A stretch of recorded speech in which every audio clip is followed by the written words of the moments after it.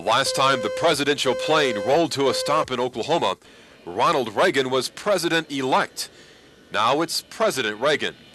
His stay at Tinker Field 14 months ago was a short one, just long enough to refuel the plane. This time Reagan will spend the night in Oklahoma City's Skirvin Hotel, but not before he speaks at a $1,000 a plate Republican fundraiser. Unfortunately, not all of Reagan's flock of followers will be able to attend. There were literally hundreds of people in Oklahoma who worked to get this man elected, and they are still supportive of him.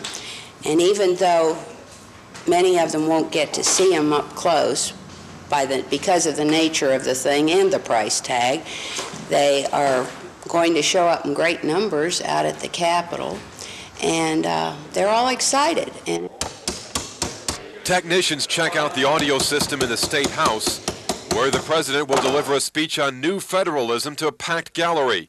Attendance will be restricted, and the address is not open to the public. Security at the Capitol will be at an all-time high, leading one to believe the best way to see the president would be to stay at home and watch TV. Larry on us, Action 4.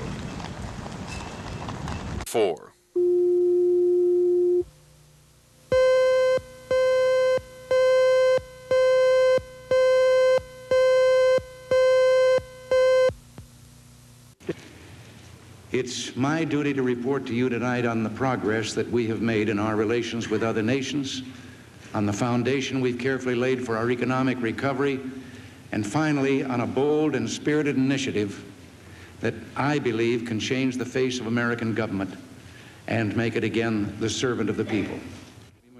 Earlier this year, during his State of the Union speech, President Reagan spoke of a new partnership between the states and the federal government. A series of recessions. The president will spout a similar theme when he delivers a pep talk to the Oklahoma legislature Tuesday morning. Now, that speech is only supposed to last about 30 minutes or so, but preparations for Reagan's visit have been underway for weeks. It'll probably be a little bit before we get power. This afternoon, technicians were busy putting the final touches on the House of Representatives gallery. Special TV lights have been installed to make the president more photogenic. Special safety chains go on lights near the speaker's platform to make sure nothing falls on the boss. And twin teleprompters stand ready in case Reagan needs some help remembering his speech. White House communications staffers have checked and rechecked their recording equipment to make sure they pick up every word the president utters. Press phones are in place, ready to put reporters in contact with newsrooms across the country. And electricians have taken special steps to make sure all of the extra equipment doesn't overload the Capitol's electrical system. There won't be much room for spectators Tuesday, but TV cameras will carry the president's words live across Oklahoma so that anyone who wants to listen to what Reagan has to say will be able to. Scott Wallace, Action 4 at the state capitol.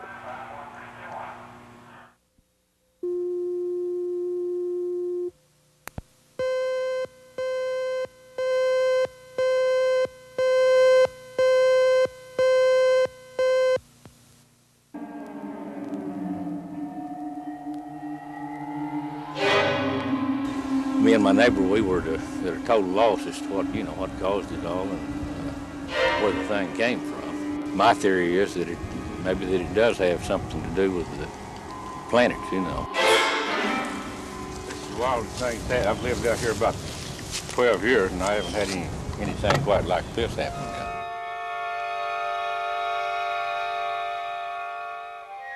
Chicken Little might have really had something to be scared about if she had been in A.C. Henson's pasture. The sky didn't fall, but what did fall has Henson, his neighbors, and meteorologists baffled. There's no one that's really, came out and said that they didn't believe that it actually happened, but just like anyone, it's not something that you walk out and see every day happened. A 30-pound ice block of unknown origin plummeted to the earth, leaving a crater in the ground where it fell. The oversized ice cube caught the attention of meteorologists who came to see the strange phenomenon. And we at first thought it might have been related to a storm, but when we came out and talked to the gentleman, Mr. Henson, found out that it occurred early Friday morning, where to our knowledge right now there were no storms in this particular area. So we're pretty sure it's not storm related, but what it comes from, Really don't know. That thing is huge.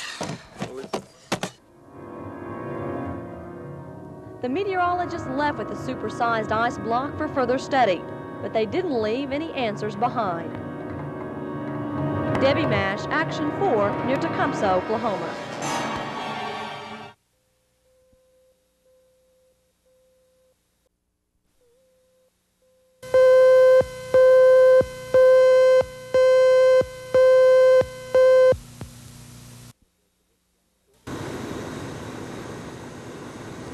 Shortly before 3 o'clock this afternoon, Jerry Kimball drove to this grain elevator in Fargo.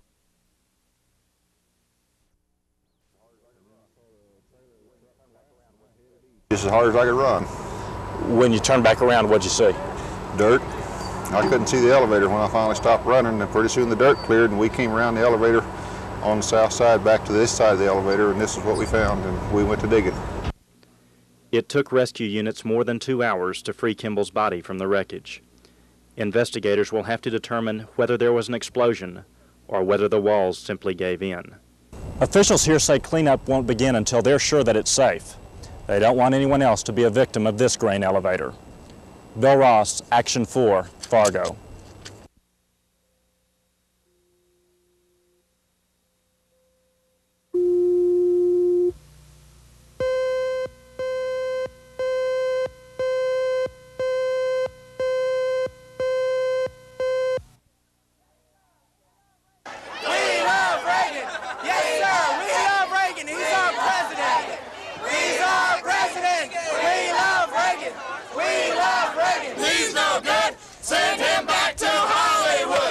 Oklahomans for and against President Reagan could be found marching on the grounds of the state capitol today.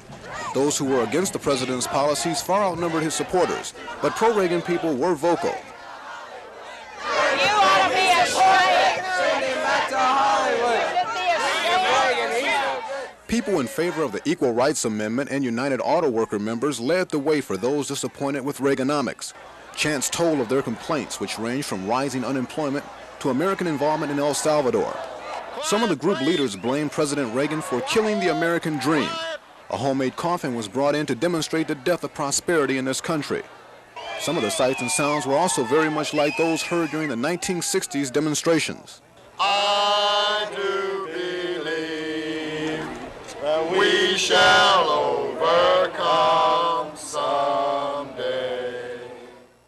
Despite the fact that President Reagan was never outside long enough to hear the demonstrators, organizers say they still felt good about expressing their feelings.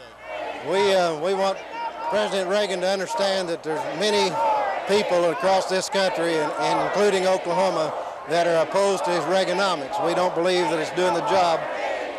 We believe that it's designed to hurt the poor and the working people, and we don't think that's right. We think it ought to be spread across the board to the wealthy as well. Reagan supporters were not going to give up and leave without talking about what a good job they think the president is doing. Their argument, like the president's, is that it will take time to see improvement under the Reagan administration's plan. Instead, the Reaganites say too many people are impatient and expect immediate results. Many of these Reagan supporters have been behind the president since he won the Republican nomination, and they say, judging by what Reagan has done since being in office, he has convinced them even more that he's on the right track. People from both sides say more than anything else, they were glad to have the opportunity to speak their mind. Ed Stewart, Action 4 at the state capitol.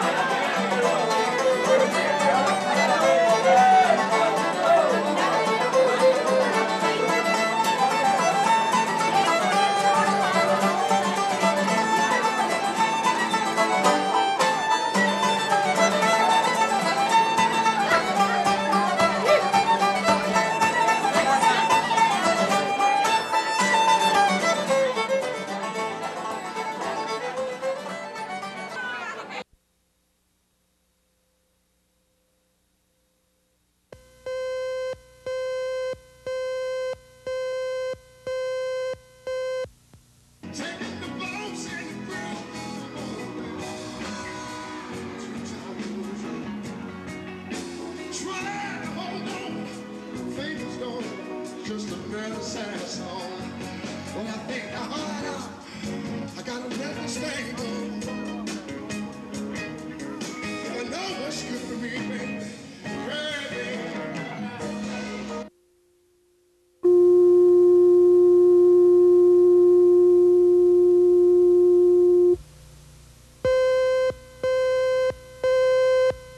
Governor George Nigh spent the last 10 days here at Presbyterian Hospital, recovering from a blood infection. Today it was time to go home, but first the governor held a brief news conference. He says he feels great but is still recuperating, and the state's chief executive adds that next week will be an important one in the legislature. With Monday deadlines, etc., this next week is very crucial to my legislative programs, and I think it's imperative that I be there full-time, and my intent is to be at the office full-time and just try to reduce as much as possible the night activities that I so often have. I go quite a bit and try to get adequate rest, but I want to be at the Capitol full-time next week. Nigh plans to get some work done at the governor's mansion today, and the governor told reporters a better water program for Oklahoma, tax reductions, and county government reform are going to be his main priorities in the coming weeks. As for his re-election bid, Governor Nigh says he's ready and well enough to hit the campaign trail again. Ed Stewart, Action 4 at Presbyterian Hospital.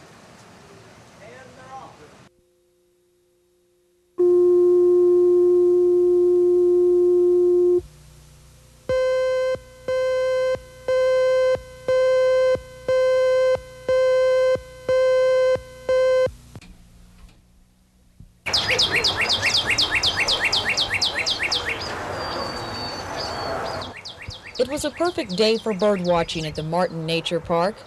The beauty sparked this young boy's curiosity just as Brian's was kindled 7 years ago. Brian started bird watching in the 4th grade. He quickly learned to recognize the birds by sight as well as sound. That knowledge has made him one of the youngest field guides in the state. He was having so much fun, his mother decided to give it a try. Now mother and son have weekly outings tracking the winged wildlife of Oklahoma. Their field trips have been very successful. The two have seen all but one bird native to the state. The love of birds like this has encouraged them to become members of the local and national Audubon societies and the National Wildlife Federation. Brian and his mother came to the Martin Nature Park to trap and band birds. The band gives the bird an identification number, so if found, its age and travel route can be determined. Brian says the project can have interesting results. A bird they once tagged was found in Acapulco. Sherry Sellers, Action 4 at the Martin Nature Park.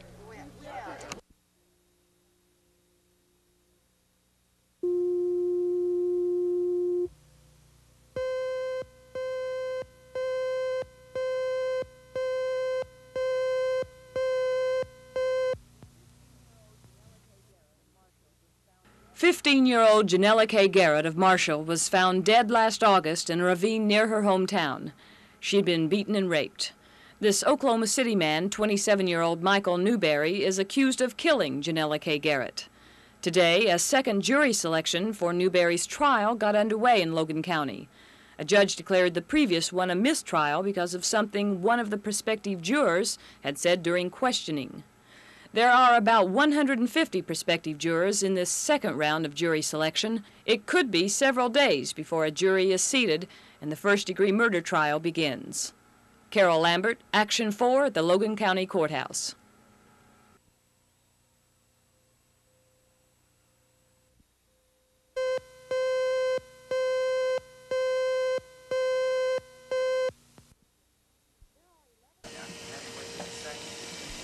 There are 11,000 veterans across the country with spinal cord injuries. They must spend the rest of their lives confined to a wheelchair. Many are able to find work and lead normal lives because there's an office here in the city called the Office of Handicapped Concerns. Governor Nigh spearheaded the office as a way to make disabled people productive and a contributing force to society. People can come to the office for help. They will be greeted by Pat, a secretary who is blind and uses special equipment to make sure the office runs smoothly. The office has been so impressive that the Paralyzed Veterans of America decided to hold its annual convention here in Oklahoma City. The plans were announced today in a news conference with the governor attending. The convention topics will include everything from transportation, voc technical education, to medical research, and of course, present cutbacks by the Reagan administration and a number of programs that directly affect the handicapped. We continue to exist with counterproductive incentives to employment. Rather than stimulating employment, we tend to set up programs that lobby against actually going after gainful employment. All we're looking for is the basic fundamental of the U.S., that is, give people a chance to compete. If they can't make it then we don't owe them anything. But we've got to at least give them that chance. The convention will be held at the Sheraton Century Hotel in downtown Oklahoma City, August 23rd through 28th. Special accommodations will have to be made for the 400 disabled veterans who come here. Many of those veterans feel the Reagan administration has not been addressing their needs. The fact that the convention is going to be held in Oklahoma City is an indication they feel Oklahoma is doing something to help them. Bella Shaw, Action 4, downtown Oklahoma City.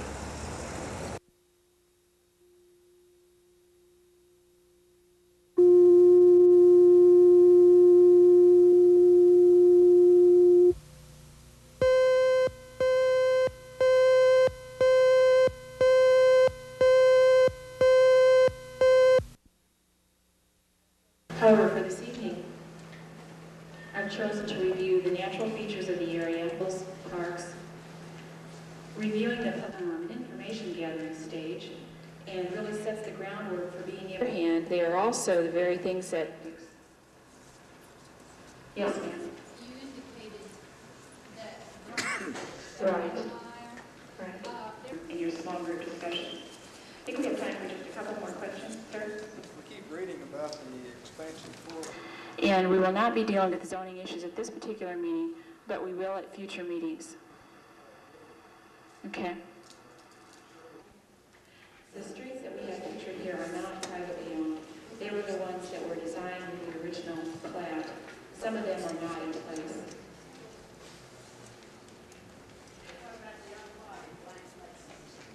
Okay. The blank places indicate that there are...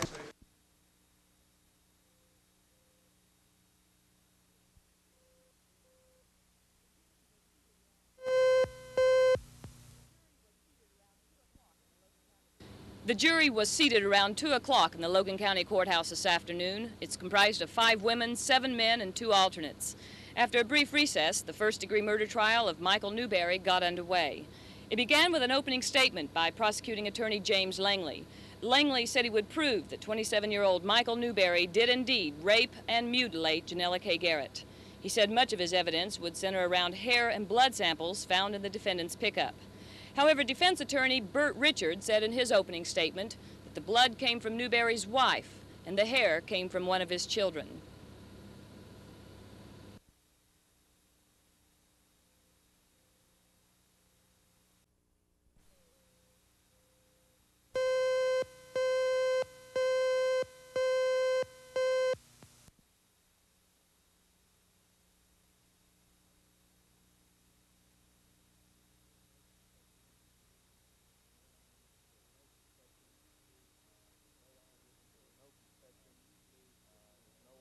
There are no confessions, there's no eyewitnesses, a few clues that they're going to hope to use against my client.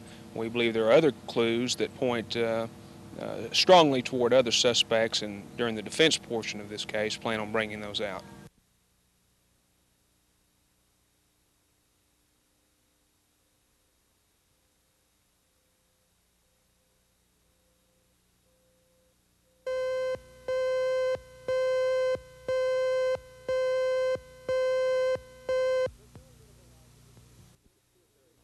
The bill would have allowed the removal of the pituitary gland and corneas during autopsies.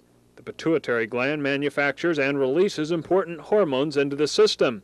These hormones can't be produced synthetically, but would allow normal life for some children with defects. Likewise, there's no substitute for the cornea, and corneal transplants restore sight. Doctors like the bill for humanitarian reasons. They want to help as many people as they can. They say the bill would have helped them do that. They also say it would not change the ethics of their practice. Obviously, although the law provides, as the bill was written, that one could do it without the permission of relatives, I think it is unlikely that any physician would do it over the objections of a relative. But it is often difficult to ascertain who is the next of kin in a lot of medical examiner cases and things like this, and these are often corneas that just go to waste. The pituitary may hold the solutions to a lot of puzzles of the human body. Doctors hope the public's fears and misunderstandings can be solved so they can try and unlock some mysteries of health. Charles Schnitzer, Action 4.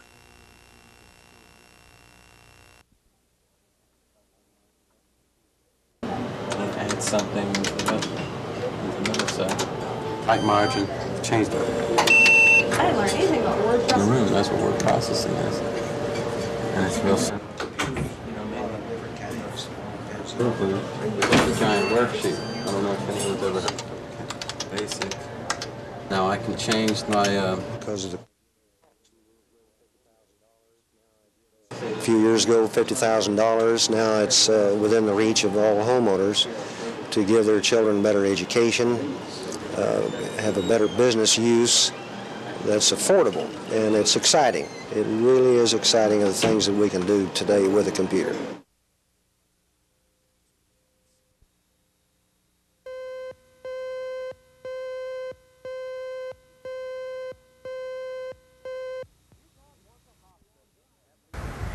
Yukon wants a hospital. At least some people in Yukon do. It's a long drive, some say, to the nearest one in Bethany. But the Oklahoma Health Planning Commission says they don't need it and has turned down several applications from companies wanting to build one. At least 2 of those companies are taking the HPC to court over the matter. Humana is one of those, but a spokesman for the private health services company says it could be a long battle. We have no way of knowing how soon it will be because of the judicial process. A district judge was just appointed Wednesday, and we don't even know where we are on the docket, even if we've been put on the docket yet. So it is up to the judicial process now. How long could that take? It could take years. Quite honestly, it could take years. Other companies are vying for the right to build a Yukon hospital, but Humana is in the lead as far as time goes. They will either be the first to win or lose the fight, but they say they will take whatever steps are necessary to win. Ted Brown, Action 4.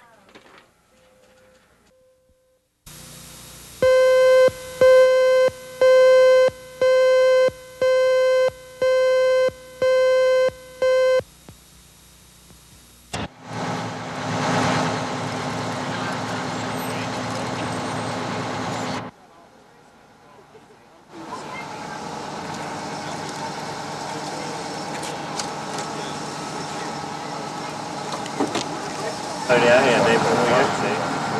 I don't check all I got one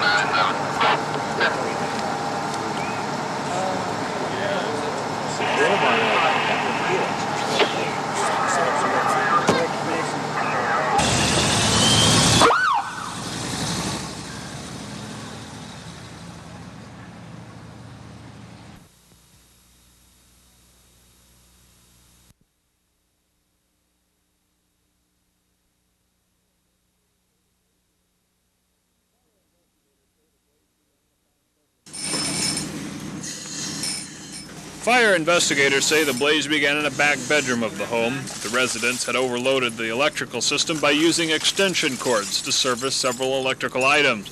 Investigators believe the fire burned for some time in the room before one of the residents, 44-year-old I.W. Joplin, discovered it. They speculate Joplin opened the door to the room and was forced back by the smoke and heat. Firemen found her unconscious inside the house, and while anxious neighbors watched, tried to revive the woman before Amcare arrived on the scene. Joplin is in critical condition at Baptist Hospital. The victim lived in the home with her elderly mother, but the older woman is a patient at Presbyterian Hospital undergoing hip surgery. Investigators placed damage to the house and its contents at $24,000. Charles Schnitzer, Action 4 in Northwest Oklahoma City.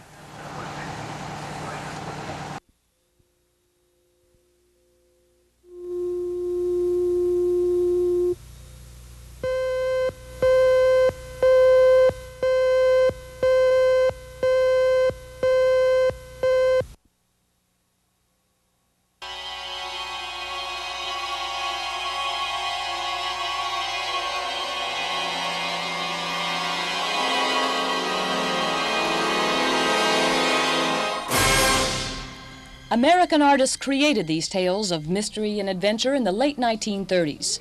Readers were enthralled with the lives of superheroes and powers unknown to mankind. But just like any art form, comic books have experienced their own trends. By the 1950s, readers turned from the superheroes to comic relief found in the bumbling events of a teenager like Archie. But the demand for supernatural adventure returned, and with it the continued exploration of everyone's hero, Superman. Well, today, these tales from the last 40 years have not been forgotten. They're in more demand than ever, and have price tags to express their worth.